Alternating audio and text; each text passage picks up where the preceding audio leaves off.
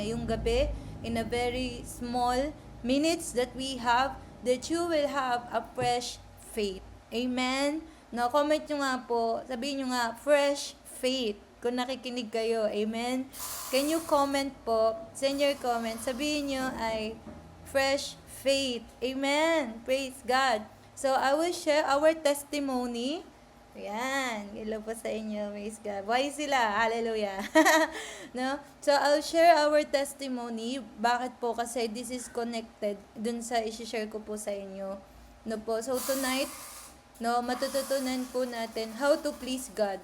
Paano magkaroon ng paano tayo maging kalugod-lugod sa Diyos. No? How, as a Christian, lahat po dito ay Christian. Hallelujah. Amen? No? So, this is our desire na tayo po ay maging kalugod-lugod sa Panginoon. Amen? Meron kaya dito hindi nagde-desire nun? I don't think so. Lahat po tayo gusto natin malugod ang Panginoon sa atin. That God will be pleased in our life. So, before po mag-continue, yun nga, I just want to share a testimony. Alam niyo po ba kung nasan po ako ngayon? I'm right now po ay nasa church, nasa hub po ako. Alam niyo po, I want to share the story to and then later you will know why. No po? So, ito po, itong lugar na ito, sa totoo lang kami, we don't have money actually. No? So, nung kami po ay nag-start, masaya na ako sa 200 na pambili ng trucks. And then, nung nag-start ako mag-step sa revival, nag-start ako na talagang die to myself, kill the flesh, kill the ego, and go in the street and preach the gospel. Talagang, alam niyo po yan, yung nag-step in faith po ako, na nung kami po ay kinonvict ng Lord na, anak, it's time to start. No po, alam niyo po ba, kami po ay nagsama-sama, hindi dahil sa nape-persecute kami sa church. Amen. Kami po ay nagsama-sama, hindi dahil gusto namin. This church is planted, this ministry started because of God. And I know, ganun din po kayo, ganun lahat ng ministry. Amen. Kalooban ng Panginoon. Amen. So, alam niyo po kami nag-start with the blessing. No? I was a Christian for 12 years. No? So, ako po ay worship leader. I'm originally a worship leader, singer, worship leader, ayan, for 12 years in my local church. No po? So, alam niyo po, and it's not easy to step on something, 'di ba? Na alam mo 'yun, na wala ka namang masyadong experience, no? Pero pag ang Lord po ang tumawag, wala tayong magagawa. Amen. So, yung naalala yung nung prayer mountain po, nagpe-pray ako, sabi ko, Lord, kung gusto mo talaga, if you want us to really step in Isaiah 50, yun sabi nga doon, stretch out our tent, if you want me to start this, then confirm. So, doon po nagkaroon ng confirmation sa prayer mountain, no? Yung pastor na nag-pray sa akin, hindi niya naman ako kilala, hindi niya naman alam yung iniisip ko, pero pagka-pray niya, sabi niya, isa lang word yung sinabi niya, isang paragraph lang, sabi niya, confirm na, kahit mahirap, gawin mo. No, when she said that, no, dun sa prayer mountain, sabi niya, sobra akong umiyak. I cried and I cried and I cried. Why? Because I was waiting for confirmation. Amen, mga kapatid. Kung ikaw may pinapagawa sa'yo ang Panginoon, kung merong nilalagay sa'yo si Lord sa puso mo, wait for God's confirmation. Do not move unless you have a rhema word from the Lord.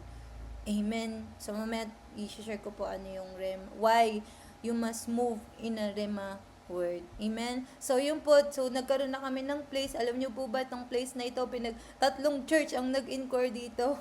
At yung mga nauna sa amin, tumawad pa sila. Pero kami, hindi kami tumawad kasi sabi ko, gusto na yung mawin yun. Yung may-ari nito. Diba? So, alam niyo po ba, by faith, sinabi sa amin yung amount, ito yung amount. No, andiyan pa kayo mga kapatid, listen to me kasi related to dun sa i-share ko po, no? So, alam nyo, we just say yes, kuya, kukunin namin yan. And alam nyo po, November 15, deadline ng deposit. Ang hawak lang namin ay kalahati lang nung pang-deposit, no? And then, I was praying, and then the Lord speak to my heart, may conviction in the word. Sabi niya doon, let me be God. Hayaan mo ko maging Diyos sa'yo. Let me be God into your life.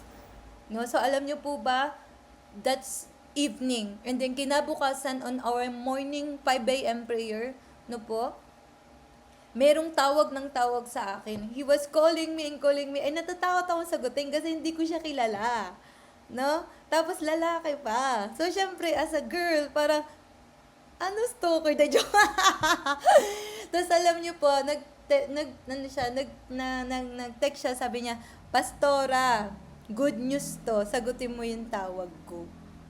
Grabe. Alam niyo po ba, sinagot ko yung tawag niya. And sabi niya sa akin, Pastora, magkano ang kulang? Magbibigay ako. Ay, sorry, hindi niya tinanong kung magkano. Pero sinabi niya, may kulang pa ba? Magbibigay ako. Alam niyo po, that exact amount na kailangan namin is the very amount na binigay niya. Hallelujah. Palapakan niyo nga si Lord. I am not saying this to boast, but I want you to get this, mga kapatid. This is all ours. If you are a child of God, this is yours. Amen? Hallelujah. So, alam niyo po ba, and then we paid, eto pa po, before November 15, it was fully paid. Yes, nagkaroon po kami ng sacrificial giving individually. May mga nilagay si Lord sa heart namin, pero kulang pa din. Napakalaki ng kailangan namin pera. But God provided. Hallelujah. And alam niyo po ba, November, December, January, February, on time kami magbayad. Hallelujah. Eto pa malala. Alam niyo po kung ilang piraso kami sa church. Wala pa kaming wala pang 30 yung active. Tapos hindi lahat ay nakakapag-tice dahil may mga estudyante. Na po, ano yung sinasabi ko? No? May patutunguhan po to. Amen. Related to dun sa isi-share ko. No? So, ikaw, kung kailangan mo ng fresh faith, just listen right now. Amen? So, alam niyo po, and then it was paid. Alam niyo po ba, before the due date, laging may nagbibigay exact amount that we need. No po? Ang sabi po ni I believe it was Catherine Kuhlman, no? Sabi niya po, you plan not according to your pocket, but according to God's provision. Amen? If correct me if I'm wrong, or Reinhard Bonnke tayo nagsabi nun. So ikaw magplano ka, hindi based sa laman ng bulsa mo, kundi based sa laki ng Diyos mo. Amen. Sino po ba dito malaki ang Diyos mo? The Lord will reward your faith. Amen. No? So another testimony, alam niyo po ba, we have our children's church, no po, every Saturday. And that is by faith. Lahat pamasahe and all. It was all by faith. Amen. And God is faithfully providing. You know what? Ito yung ayaw ng demonyo na malaman mo. No, that you have a God who is all powerful to provide everything that you need. Amen. Kasi alam niyo mga kapatid, hindi mo magagawa yung kalooban ng Lord kung maliit ang iyong pananampalataya. Sino po dito naka-receive ka ng prophetic word? Sino dito sinabi sa'yo, magkakaroon kayo ng ganito, dadaling ka ni Lord sa ganyan, madami kang i-win, I can see thousands. Sino dito? Meron kang ganong mga prophetic word na na-receive. Hindi po yun automatic. Hindi yun automatic. Pag na-receive mo, yes, sure na mangyayari yun. No. You have to move in faith. Amen?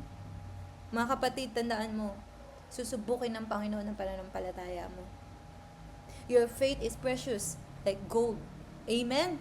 Hindi pwedeng sasabihin mo sa Lord, Lord, mag-uwin ako ng 1,000 anak sa 5 tao, wala kang faith na magpo-provide ako ng pagkain sa kanila. How can you win thousands? How can you win millions if you don't have faith for 20 people, for 50 people? Diba? Amen? No? So, our faith is gonna be challenged. Amen? No? So, this is story that I want to share, our personal testimonies. And alam niyo po ba today, just today mga kapatid, no? I was just sending a message to our team. Sabi ko, guys, kailangan natin tong gamit na to sa ministry ng Panginoon. Mga kapatid, God's ministry deserves the best. Amen. Gusto ng Lord, maganda ang gamit ng church. Gusto ng Lord maayos. Why? This is not your this is not your ministry. This is God's ministry. Amen? And He deserves the best. No? Kung ano yung kaya ng pananampalataya natin. No po? So, alam niyo po ba, hindi kami dumating dito agad. nagbahay-bahay muna kami, doon muna sa bahay ko. Alam niyo po ba, natutulog kami sa nag-overnight prayer kami sa barangay hall. Tapos pinapaalis kami kasi daw bawal. Wala kasi kami place. But we desire, we ask, we cry, Lord, we want a place, we want a place. No? Alam niyo po, si David Yonggi-Cho, siya yung pastor of the largest church in the world. Hello mga kapatid, nandiyan pa kayo? Ito ang largest. You know how many? 1 million members. They started on 5 members.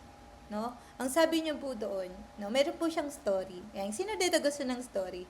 Yan, no? So alam niyo po ba nung bata pa si David Yonggi-Cho, no, nasa kasi sila, nasa slum area sila, no? So yung magkaroon ka ng bike tsaka ng mesa na maganda ay luxury para sa kanila. So sabi niya sa Lord, Panginoon, sabi niya, bigyan mo ako ng ganito, ganyan. Lord, I believe you will give. No? Tapos alam nyo, hindi sumasagot ang Lord. Sabi ni David Yonggi-Cho, Lord, paano nila makikita na talagang Diyos ka? Wala naman, dumadating. Alam mo, sabi sa kanya ng Lord, anak, paano kita sasagutin? Ang dami-daming klase ng bisikleta. Ang dami-daming klase ng, ng lamesa. Alam mo, nag-iba yung prayer niya. Ang sabi niya, Lord, give me mahogany, Philippine mahogany na mesa. Give me bike. American bike. Kasi matibay yung bike. Alam niyo po, no, may mga kabataan na nagtanong. Kasi pinamamalita ni David Yonggi-Cho na meron na daw siya na bike tsaka na So pumunta yung mga kabataan, nasan yung bike? Nasan yung mesa? Sabi ni David Yonggi-Cho, it's here. Sabi ng mga kabataan, balik. Di ba? Saan? Sabi niya, I am pregnant. Sabi ng mga, tapos yung mga kabataan, na misinterpret nila. Akala nila na literal na buntis si David Yonggi-Cho. No, it was, he was pregnant with a promise. Amen? No, so ayun po, kumalat yung balita, etc. So sabi ni David Yonggi-Cho, Lord, baka isipin nila baliw na ako kasi wala namang, alam nyo, hallelujah. Bigla pong merong isang American missionary, binigay sa kanya lahat. Come on. Hallelujah. No? And then sa mga single dyan, this is not applicable. Hindi po to applicable para estudyante. Kung estudyante ka, takpa mo ang tenga mo. Okay? Huwag mong pakinggan to. Joke lang. No? So, meron ako isa pang story. Lang to hindi po ito para sa estudyante. Okay? Okay. No? So, meron isang babae, 30 years old na po siya. Nagpe-pray po siya for a husband. Di ba? Nagpe-pray po siya for a husband. No? And then, pumunta siya kay David Yonggi-Cho. Sabi niya, Pastor, pray for me kasi gusto ko na mag-asawa. Sabi niya, ano bang asawa ang gusto mo? Christian? Ano bang katangian ng gusto niya? Basta Christian. So sabi ni David Yonggi-Cho, that's why God is not answering your prayer. Diba? You are not specific. Mga kapatid, you have to be specific. Sabi ng Lord, ask and you shall be given. Alam niyo po ba yung babae, gumawa siya ng listahan, and then, 1 year after, or just, I think, few months after, nakilala na niya. Eksakto ano yung nasa listahan niya. Meron po kaming testimony sa team, no po, na kinakausap niya lang ako about sa love life, ganun. And then sabi ko sa kanya, why don't you make a list? And then ask the Lord. And then pray by faith. Alam niyo po, 1 month after, pinakilala ng Lord sa kanya yung naging asawa niya ngayon. And ngayon, she is pregnant.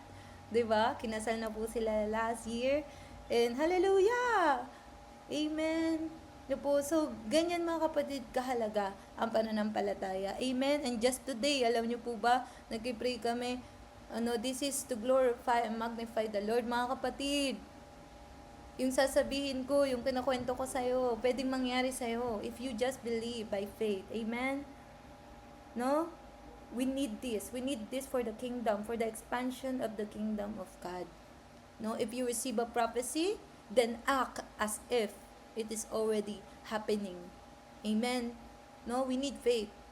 No, we need faith in this generation. Right now, mga kapatid, there are so many demonic tactics ng kaaway. Ang kailangan natin ngayong pananampalataya. Amen. Because in the last days, many will fall away. No? Many will fall away. Marami po lalayo sa Panginoon. So we need faith right now. Amen. Hindi ba tuloy-tuloy yung testimony today. So today mga kapatid, niyo po ba, galing kami sa sa SM, nagtingin kami doon. Alam niyo po ba, yung matagal na naming pinagpe-pray, na kasama sa listahan namin just today has happened. We are praying for a very specific 65-inch smart TV, Lord. We need 65-inch smart TV. Ganitong Lord, ganito. Alam niyo po ba, out of nowhere, someone said, bilhin niyo na. Alam niyo po ba, ngayon, nabili na po. At wini-wait na lang i-deliver. Hallelujah. Mga kapatid, what is lacking in your life? What is lacking in your ministry? Ask the Lord. God is faithful to provide.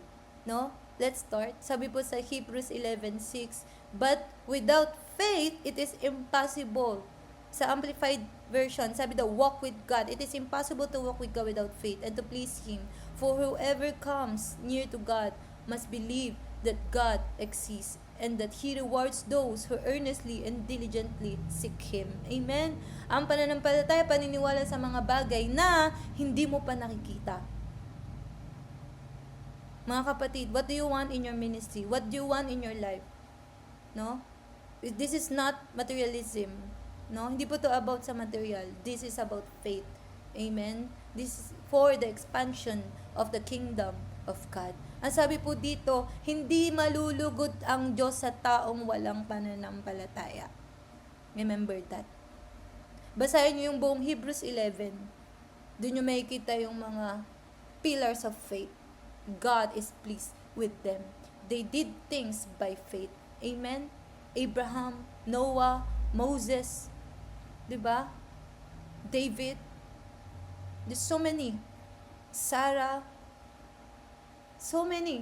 Jacob, Ruth, ang dami minention. Diba? Enoch, Elijah, Elisha, all of them believe in Yahweh and God was pleased with them. No? So, nalulugod ang Diyos sa taong may pananampalataya. Mga kapatid, iba po yung self-pity. No? Iba yung self-pity. That's not from God. Yung self-pity po, yung sasabihin natin, ay, kawawa naman ako. Ganito na talaga ako. Buti pa siya. No, that's self-pity. That's not faith, mga kapatid. God is not pleased with that kind of attitude. So, paano ba tayo magkakaroon, di ba, ng fresh faith? So, sabi sa Mark 11:22-24, have faith in God, Jesus said to them. Truly, I tell you, if anyone says to this mountain, be lifted up and thrown into the sea, and has no doubt in his heart, but believes it will happen, it will be done for him. Para kanino gagawin ng Lord? Para sa'yo. So, you will glorify Jesus. You will expand the kingdom of God. You will win more souls, thousands of souls for Jesus. Amen? Faith is the currency of heaven, mga kapatid. No? Ang taong wala ng pananampalataya, hopeless. Yung taong hopeless, depressed. At yung taong depressed, hindi magagamit sa karyaan ng Diyos. No? Cheer up. Amen? Have faith. No? So, paano tayo magkakaroon ng fresh faith? I'll tell you later. No? So, sabi sa John 16:24, so, sabi doon, you haven't done this. Ask, using my name, and you will receive, and you will have abundant joy. Mga kapatid, it's not limited to materials. No? What are you asking for the Lord? What are the prophetic word that you have received? No? Ano yung mga bagay na hindi mo nakikita pero you believe? Call it as if, 'di ba? Andiyan na sa harapan mo, 'di ba? Kumilos ka na parang eto na.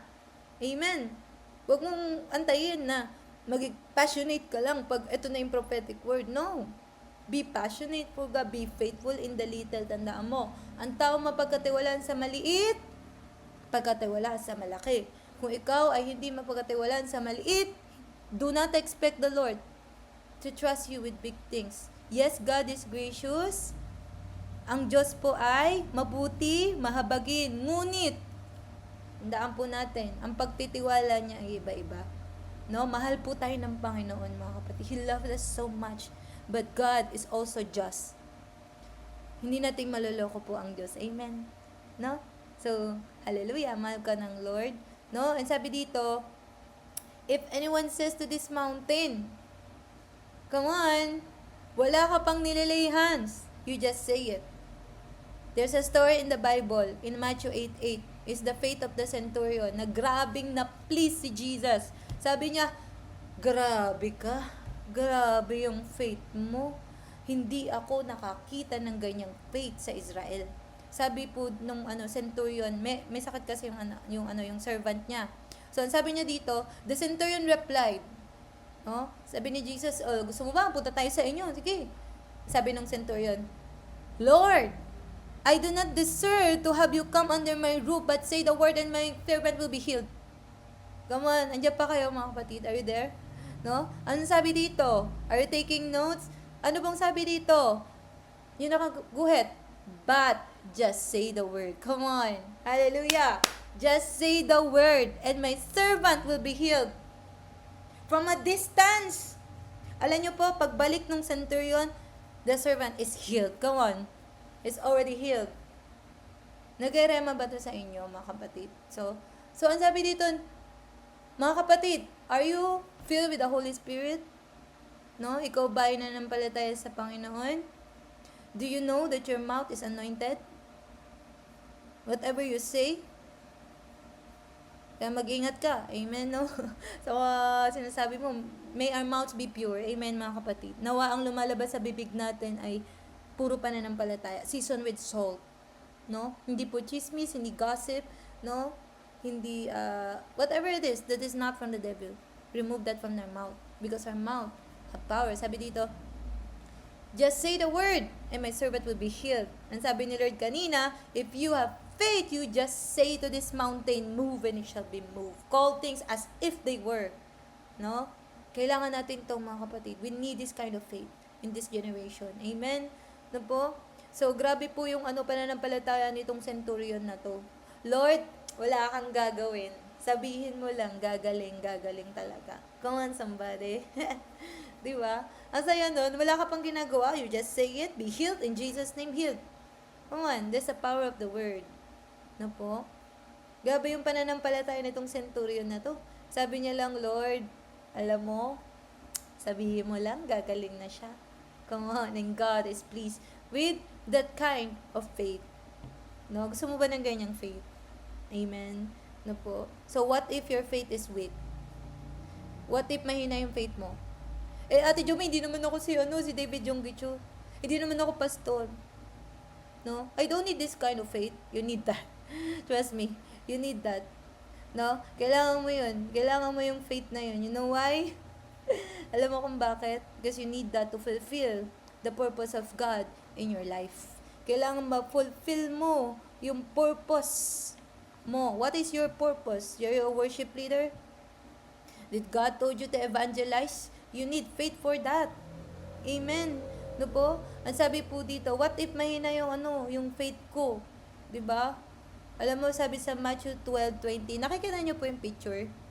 Yan po ay Bruce Reed. No? Ibig sabihin, parang palay siya, parang wheat siya, tas nabali. Tapos yung candle na yan, yung aandap-andap na candle. No po? Sabi sa Matthew 12:20, it is the prophecy from the book of Isaiah, no, na mention po ng writer about kay Jesus, no? Kasi ito yung time na may pinagaling si Jesus no? Ito yung, So, sabi dito, a bruised reed he will not break, and a dimly burning wick he will not extinguish. He will faithfully bring forth justice. Alam niyo po ibig sabihin nun? Kita niyo po yung halaman na yan? Isang sanggi mo lang dyan, putol yan. No? Yung candle, isang ganyan mo lang, mamamatay na. Alam niyo kung ano ibig sabihin nun? Jesus is so gentle.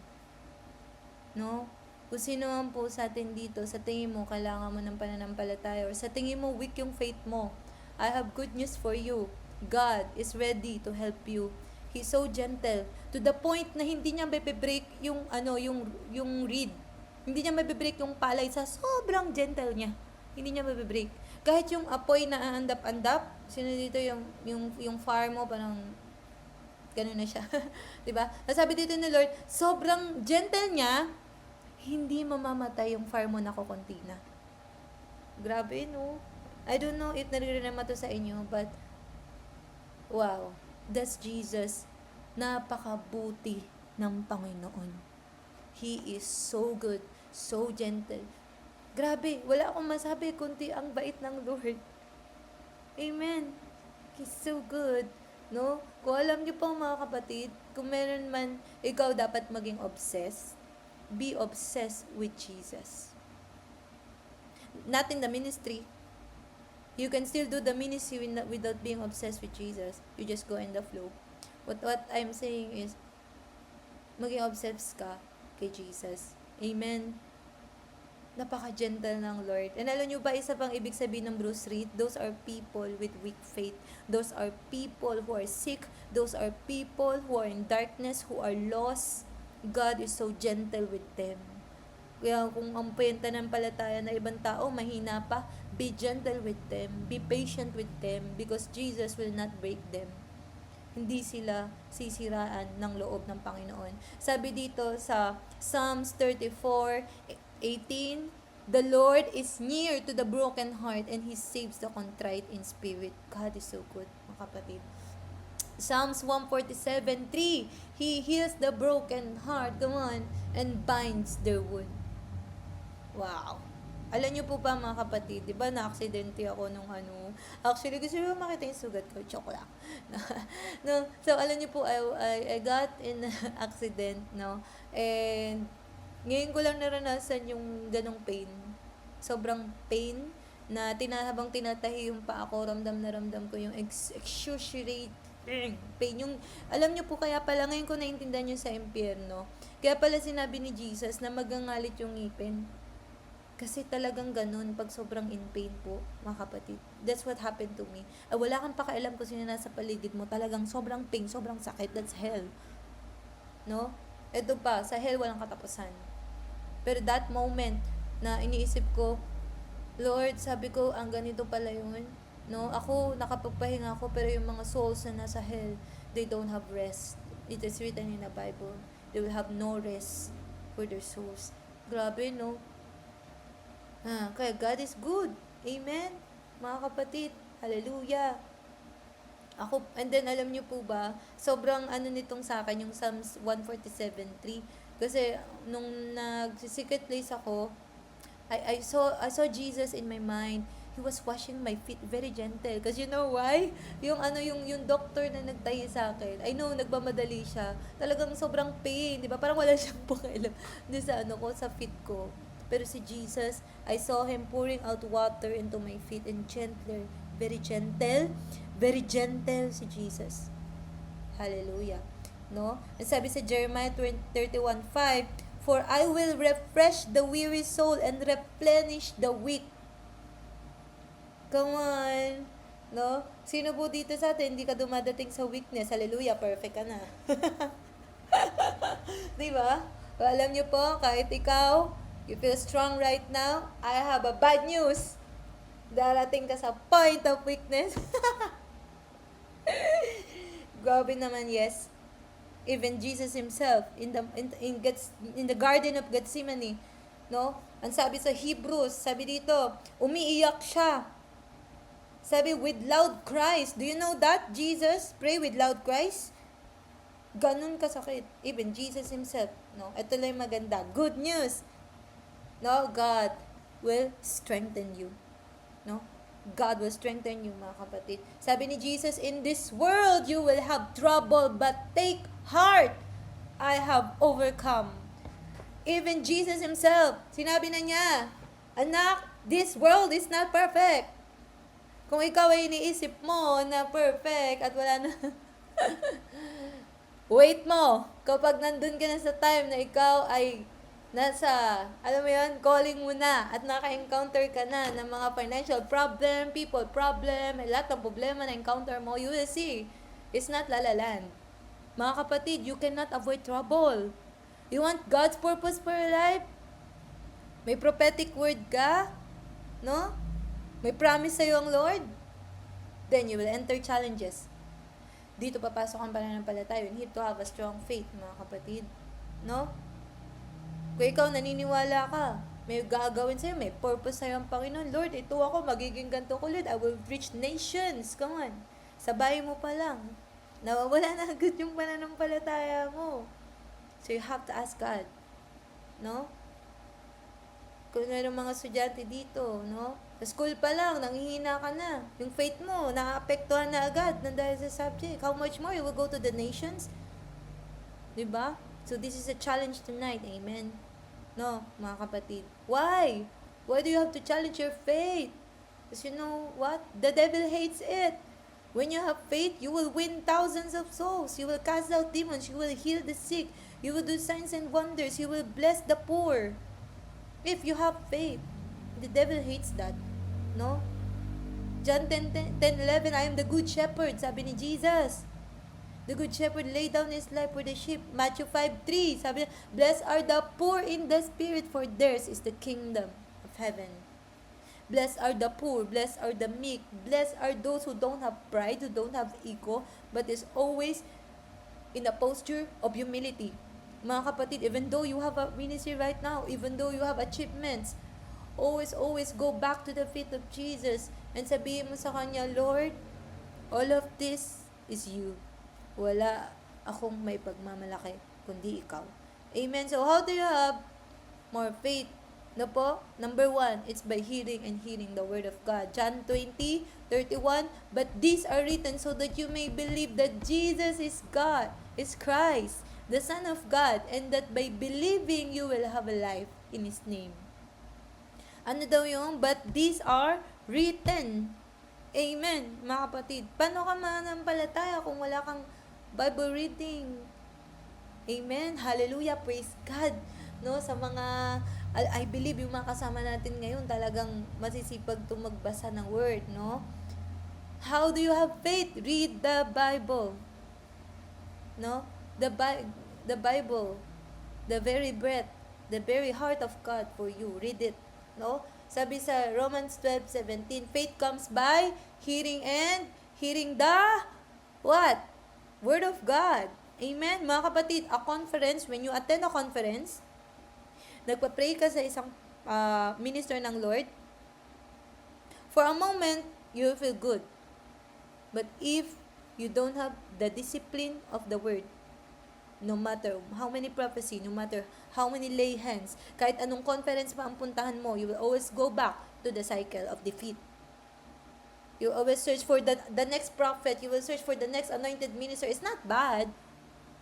No? It's not bad. However, mga kapatid, when you have to rely on canned preaching in YouTube, when you have to rely on the next prophetic word, when you have to rely, I'm not saying it's bad, but kung wala kang disiplina, hindi ka tatagal. Hindi ka tatagal. Ako po, hindi pa ako masyado matagal sa faith siguro. There are many people na 50 years, no, 80 years. May nakilala kami 70 years in faith. Come on. Hallelujah. No? Sa Tarlac 'yon, no? Hindi ka tatagal. Ako pa 12 years. No? Kung di ako marunong mag-devotion, wala kasi nagdi-disciple sa akin. Kung di ako marunong mag-devotion, magbasa ng Word of God, matagal na ako umalis. Pero alam mo, when you read the Word, it's the time that God will speak to you. Amen? You need to discipline yourself. You need to eat fresh. Alam mo yun, ang sarap kaya nung kausap mo lang si Jesus mismo. Ang sarap nun.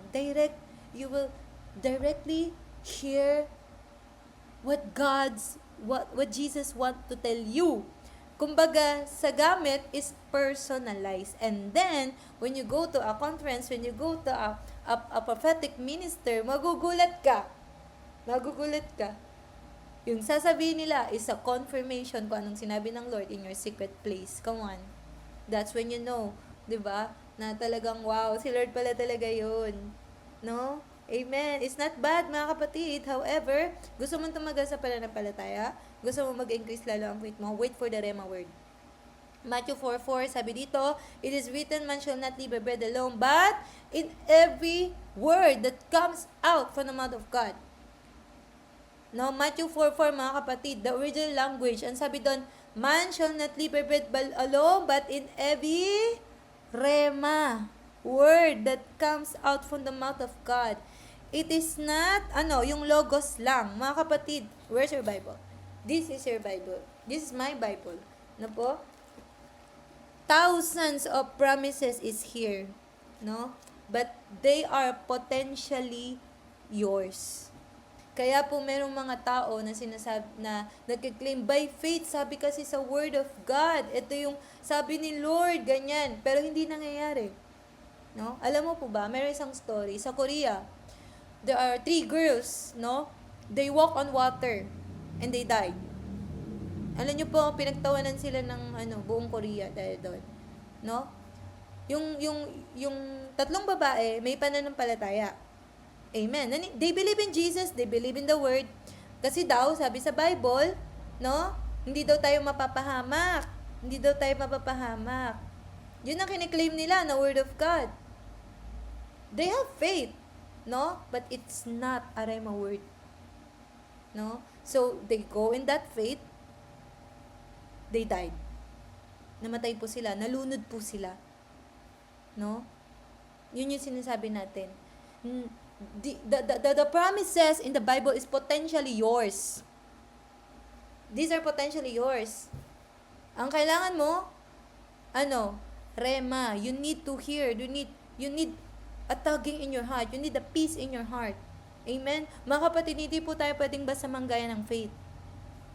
Remember that. Hindi ka pwedeng basta manggaya ng faith. No? So, kung siya ay may faith siya, kumuha siya ng rent, kahit na wala naman siyang trabaho, hindi ibig sabihin, nagagayahin mo siya. Amen? May wisdom po doon, no? So, kailangan mo, what does the Bible says? It is a rema word. It's rema, spoken, fresh. What does God told you? Ano sinabi sa'yo ng Panginoon? Amen? Diyan ngayon papasok ang secret place. No? You need to have a rema word. Paano ka magkaroon ng rema word? Wala ka mang secret place. Secret mate mo, 15 minutes lang. Wala ka marireceive nun. No? Intentional. You need to be intentional. Amen? So, do you want the promise of God? Mga kapatid, hindi yan pinagdadamot sa'yo ng Lord. No? Walang gustong ipagdamot sa'yo ang Lord. He wants to give you all. Why? Parang tatay sa kanyang anak. Sabi nga ng Lord, ikaw ba may anak ka? Masama nga kayo. Pag humingi, di ba, bibigyan mo naman ng tinapay. Hindi naman bato ang ibibigay mo. Paano pa ako? Diyos ako. God is good. His heart is so good, mga kapatid. No? Pero may wisdom po, mga kapatid. There's a wisdom. You need to hear the rhema word of God, not just the logos. The logos is the written word of God. Rhema is when the word of God come alive. It's like God is speaking to you. No? So, kailangan mo yun. Amen? So, wag po tayong basta-basta, I claim it, sabi sa Bible. Did you wait upon the Lord? No? Wag po tayong gaya-gaya ng faith. No? So, you have to receive a rhema. It's the bread of life. Sabi ni Jesus, I am the bread of life. No? Kailangan buhay, mga kapatid. Alam niyo po, sinasabi ko po ito sa inyo ngayon kasi natutunan ko rin to. No? Ito yung tinuro sa akin ng Lord. Tinuturo sa atin ng Panginoon. Why? So you can fulfill your vision. Ang isang tao, pag wala na siyang vision, tatama rin na yan, lazy na yan, no? Kung ang vision mo ay malaki, at binigyan ka talaga ng word ng Panginoon, you have a confirmation in the word and there are prophetic word, then do it by all means. God will provide everything that you need. No? Wait upon the Lord. Amen, mga kapatid. Don't just claim. I claim. Did you wait for God? Did you receive a rhema? No? Wait upon the Lord. Hear His word. What is Jesus telling to me right now? Ano sinasabi sa akin ng Panginoon? What is God telling to me at the moment? Lord, gusto kong makinig, Lord. I want to hear God. And that is where you will receive life. Amen? Kapag kaya ang dami po ngayon matatalino sa Bible pero walang buhay. They don't have life. Because there is no Holy Spirit. There is no Rhema word. You know what? Sino magsasabi sa'yo ng Rhema word? Holy Spirit. He will teach you all things. Amen? He will give you peace. No? Ang daming mga tao ngayon, ang daming alam sa Bible, walang pananampalataya. No? Ang daming alam sa Bible, mamaya iglesia na. No? Mamaya Jehovah's Witness na. Dating daan na. Nagtayo na ng sariling kulto. Because they just know the Rhema. They just know the Logos. They don't have Rhema. They don't have the Holy Spirit teaching them everything that they need. Kaya napapahamak po. No? Amen. So, next po, paano ka mag-increase ng faith is by taking action. James 2:17, it is in the same way faith itself is not, if it is not accompanied by action, is dead. No? Proverbs 13:12, hope delayed makes the heart sick, but the desire fulfilled is a tree of life. No? Mga kapatid, when you desire something, and alam mo na yan ay gagamitin mo para sa kaluwalhatian ng Panginoon, then by all means, ask the Lord. No? If God has spoken to you something, no, na hindi naman against the word of God, and you will submit it to your leader, no, you will submit it to God's, to the authority that the Lord has put in you, then do it by all means kung mayroong pinapagawa sa ang Lord. But you need to submit. Hindi agad-agad. Amen.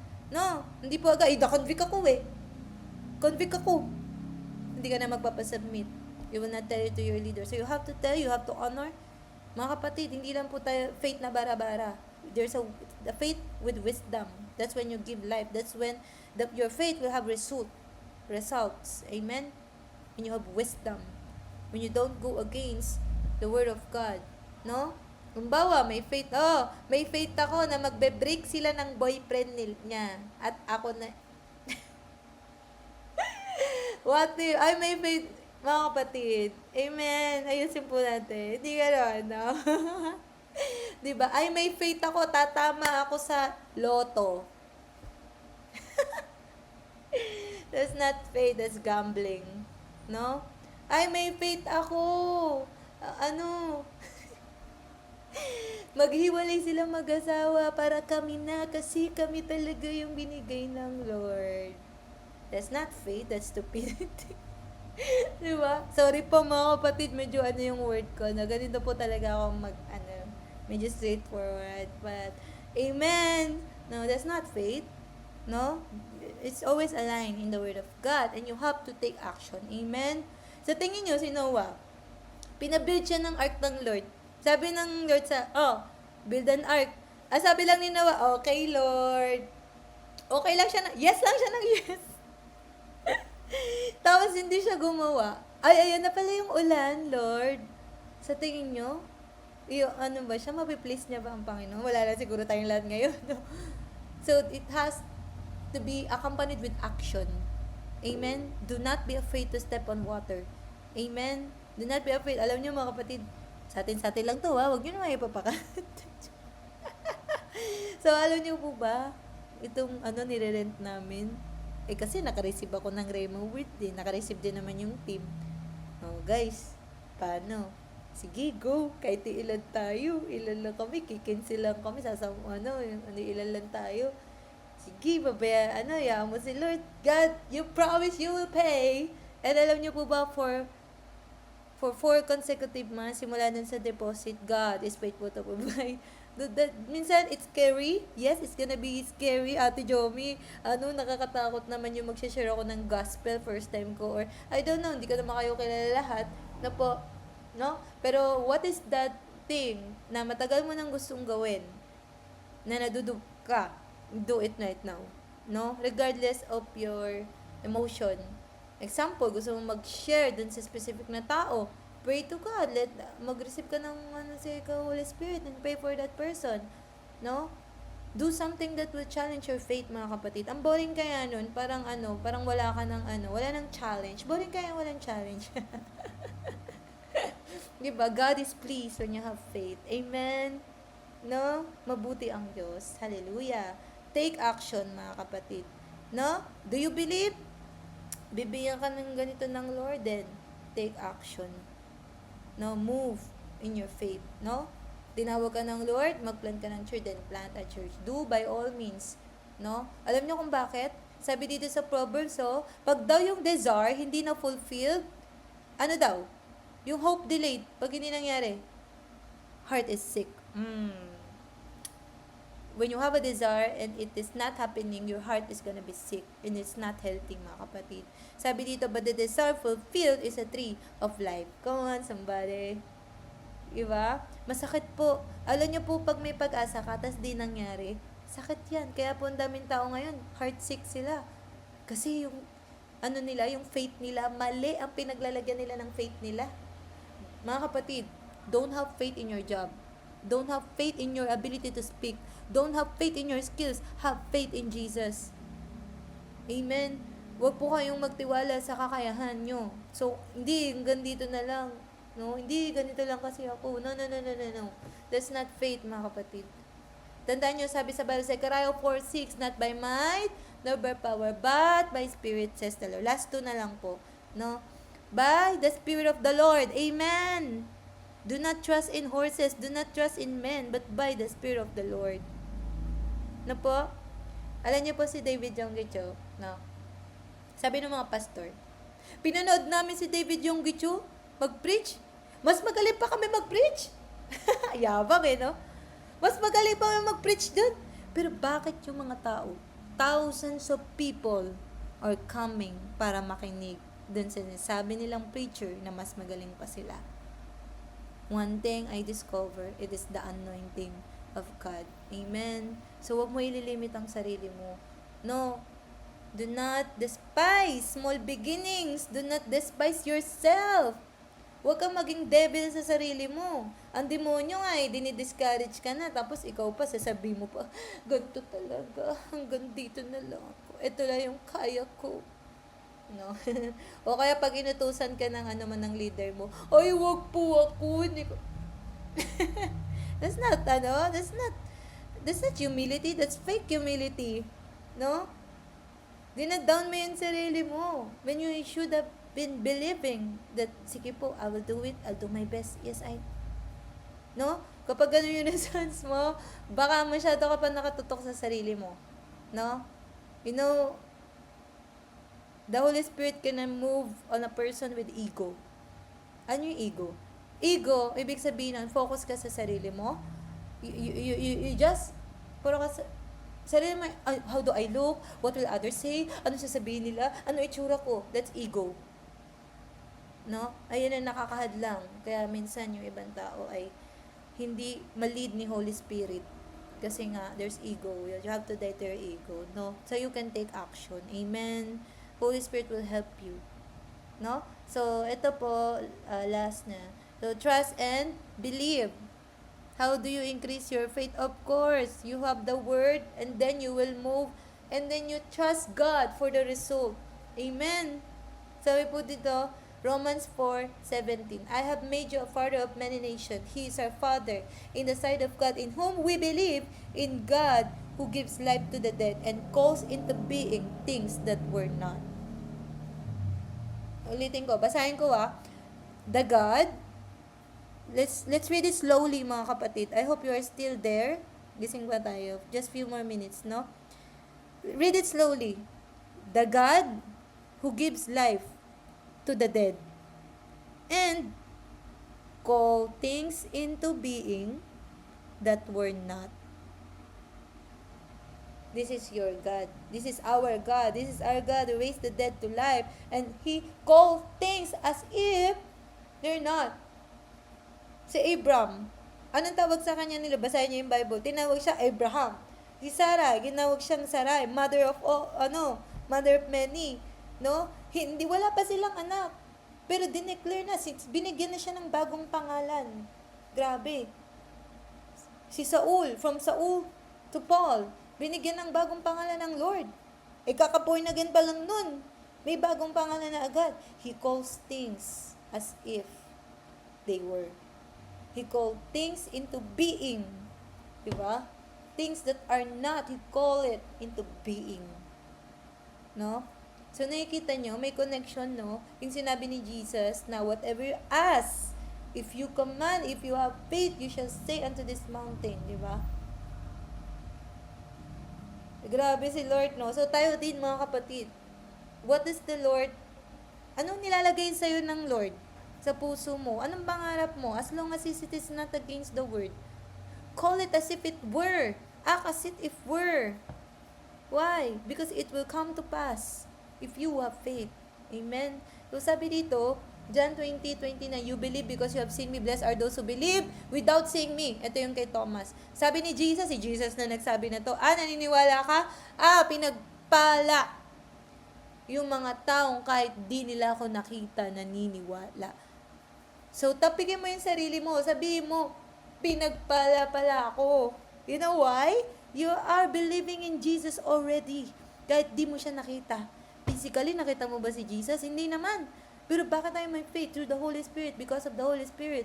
Hindi mo nakikita, pero nananampalataya ka. You are blessed. Blessed are you. Gabi, no? 2 Corinthians 5:7, for we walk by faith and not by sight. Ulit, by faith and not by sight, not by emotions, not according to the amount of our pocket, no? Especially in ministry, not according, no? Dun sa nakikita mo ngayon. No? May promise ba sa'yo si Lord? May prophetic word ka na-receive? I just want to tell you, you are pregnant right now with a promise and you have to incubate that. How do you incubate that? You pray, you do secret place, you move in faith, take action. Amen. Boring kaya yung walang action. 'Di ba? Intubate, limliman, kumbaga sa sa itlog sa inahin, pag may itlog lilimliman, incubate, you are pregnant with a promise. Amen.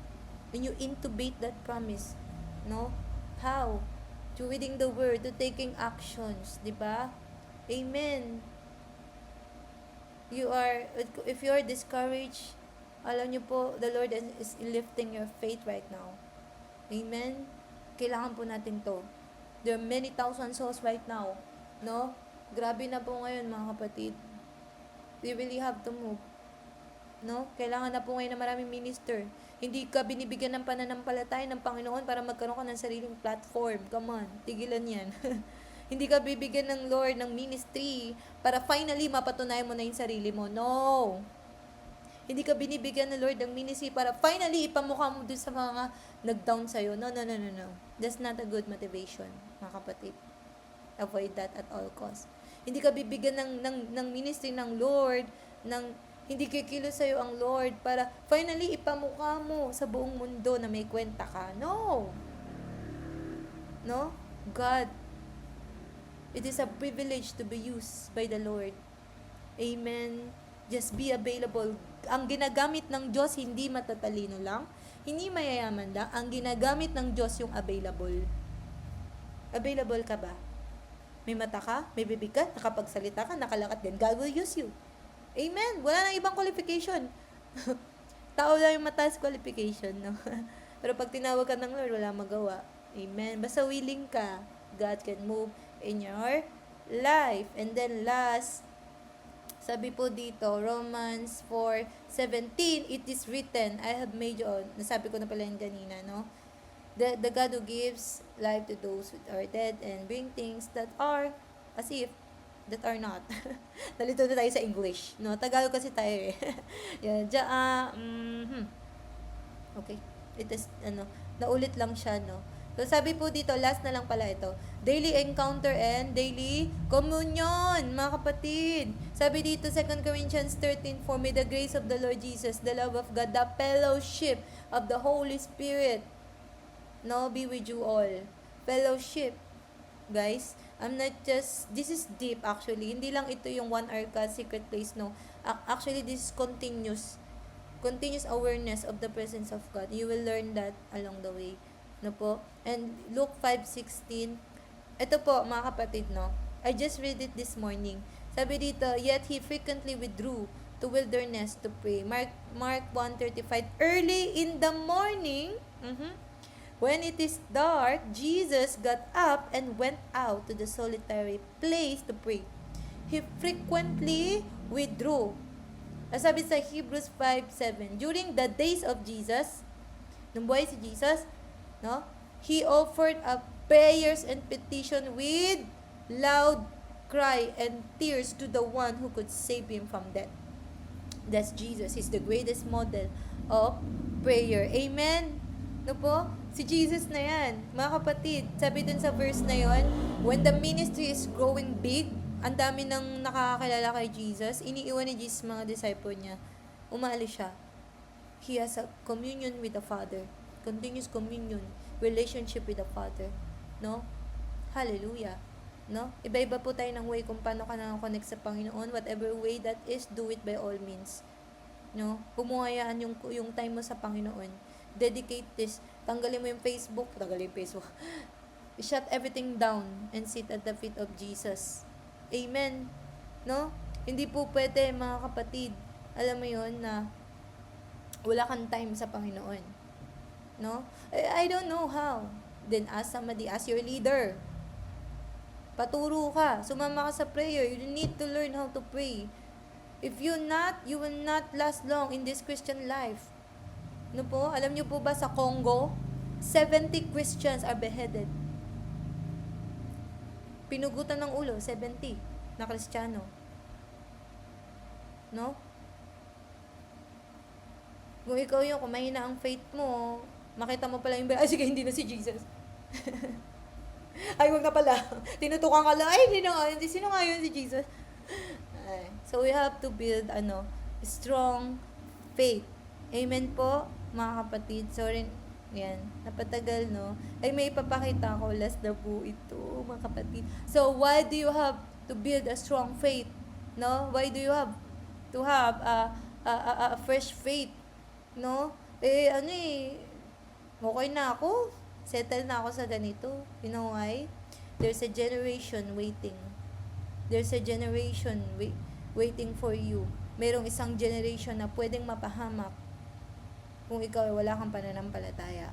No? Sabi sa Hebrews 11, no, 39 to 40. At dahil sa kanilang pananampalataya, nag-iwan sila ng kasaysayang hindi makakalimutan kailanman. Ang saya nung pag namatay ka, masasabi mo, I have fought a good fight. Lahat ng pwedeng potential ko nagamit ng Lord. Come on, somebody. There's a legacy of faith na iniwan mo. No? So, gusto niyo na do you want to leave a good legacy? No? Do you want to leave a legacy that lasts not just for a lifetime but for eternity? No? Then to continue to grow in your faith. Amen? Yung nanay mo, tatay mo, yung kamag-anak mo, it ends with you. Yung mga curses na yan. No? So, paano? Bag mahina ang pananampalataya mo. You need a strong faith. Amen? You need to strengthen yourself in the Lord. Hindi po pwede na aasa lang tayo lagi. Every Sunday, aasa ka lang sa next conference. Aasa ka na naman sa next revival. No? Dapat sana ikaw na yung nagka-cast out ng demon. Dapat sana ikaw na yung ginagamit ng Lord. Pero hindi pa rin. No? You're going in a cycle of defeat. No? And how do you break through? Amen. How do you break through? Increase your faith. Have fellowship with God. Be disciplined, mga kapatid. Do you the discipline of your daily communion with God. Receive rhema words na kailangan mo. Amen. Ang saya nun kapag ganun po. So, yun lang po, mga kapatid. Let me just short lang, pray ko lang po kayo. Mabilis lang po. Amen. No. Hallelujah. So, sino po, andyan pa po kayo? Amen. So, sir po, po ako ng mag-pray po ako, saglit lang po. Pray po tayo saglit. Hallelujah. Konti lang po, and then ika-close may fellowship pa. Ayan. Hallelujah. So, ayun, let us pray po. Amen. Short prayer. Amen. Kung sino man po dito, right now, you need great faith. No, you need a fresh faith. Right now, we will pray. I will pray for you that the Holy Spirit will put hope in your heart. Amen. Nabigyan ka ng tapang ng Panginoon. Buhay ng Diyos yung hope sa puso mo. So, if you are that person, wherever you are, just raise up your hands. I'll pray for you quick. No po? So, God, Father, in the name of Jesus, salamat po sa buhay ng mga kapatid na nandito ngayon, oh God. I pray, Father, if somebody here, God, is in need of a big faith, Panginoon. If somebody here, Panginoon, ay nagde-desire na makakita ng mga kamangha-manghang bagay, you are pleased with that person, oh God. Oh Lord, increase the faith of that person. Holy Spirit, touch them right now in the name of Jesus. Oh God, Lord, we put hunger in their hearts, Panginoon. Bigyan mo po sila ng gutom, bigyan mo sila ng apoy, bigyan mo sila ng courage, oh God. Mga kapatid, I can see dreams that are dead. Sino po dito yung may mga dreams ka? These are personal. I don't know, I just see it right now. Dead dreams. The Lord is resurrecting that dream, especially if that dream is for the kingdom. Amen. Sino po dito na yung mga namatay na pangarap? The Lord will resurrect those dreams for the glory of His kingdom, for the glory of His name. Hallelujah. I speak forth every dreams, Panginoon. Lord, kung sino man po, Lord God, yung nawala na ng hope para sa ilang bagay, I pray that you resurrect that dream, resurrect that hope right now in the name of Jesus, Lord God. Resurrect the hope in their heart, resurrect fresh faith, resurrect fresh dreams, Lord, in the name of Jesus. Resurrect it right now in the name of Jesus, oh God. And Lord, I break every hopelessness, oh God. Lord, I can see tiny faith, Panginoon. Very, very small faith, oh God. But sabi mo nga, Lord, if you have faith as a mustard seed, Lord, kahit mustard seed lang, you can move mountains. So, there is someone like in here, you think your faith is too small. But you know what? You can move mountains. If you just believe and take action. Hallelujah.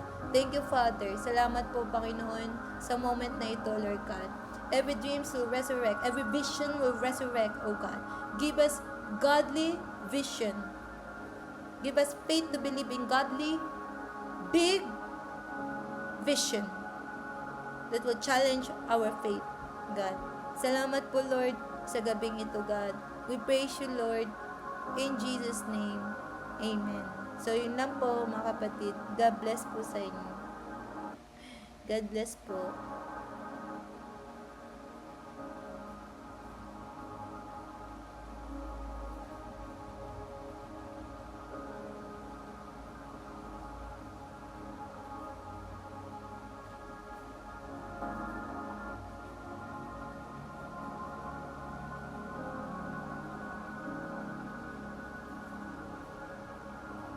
Amen.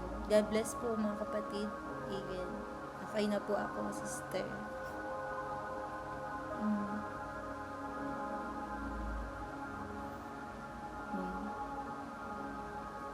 Hallelujah. Amen. God is so sweet. Hallelujah. Thank you, Jesus. Okay na po ako, pastora. Amen.